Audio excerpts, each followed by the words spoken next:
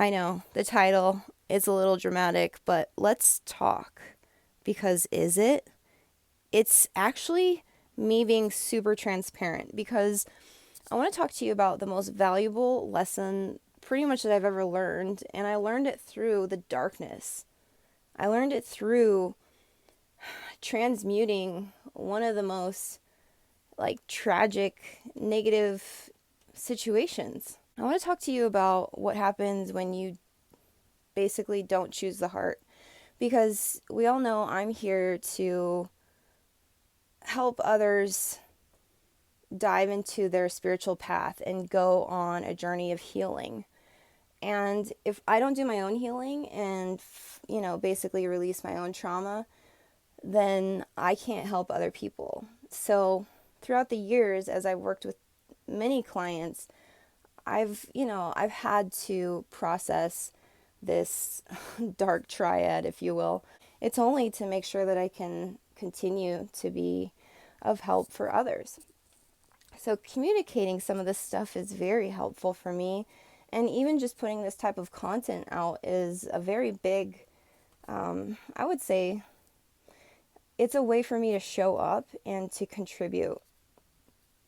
So this thing about our families is so interesting, how we choose these little pods, and these pods can either be extremely dysfunctional or they can be somewhere, on the lower side of dysfunctionality. But either way, there's always a dynamic, and there's always going to be relationships within those pods that really open us up, that really, like I said, help us transmute the darkness. So, one of these characters in my life, I actually really, as a kid, really looked up to my older sister. She's like the epitome of style, and she was like an actual real beauty queen. She did pageants and was almost like Miss Arizona, you guys, like gorgeous, right?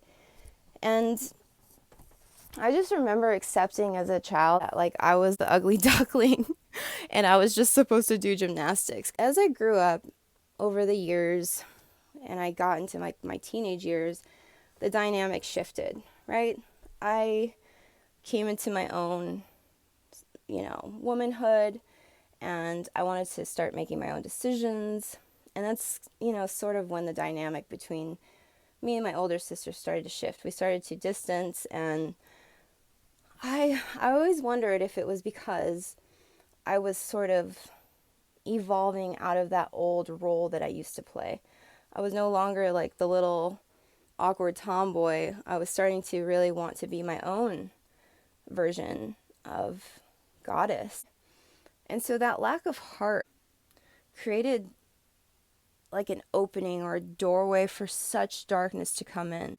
And that's why I'm so sensitive when it comes to that envy and jealousy and hate, because I've seen how it degrades, it totally demolishes relationships. When you have that evil eye towards anyone, when you secretly want to like undermine somebody, it seeps through the cracks and it will leak through, almost like bleed through the relationship and start to eat away at it. And that's why I learned that there must be heart. There must be heart in the foundation of a relationship. And if you let that jealousy, hate, greed, all that negativity seep in, it's like it very much makes it difficult for that structure of the relationship to remain solid. But if you choose, because we always have a choice, like we can actually forgive this person for being who they are and have healthy boundaries, of course. But choosing the heart, choosing compassion, that creates like a portal into a new world. That's a doorway into something that is so much better.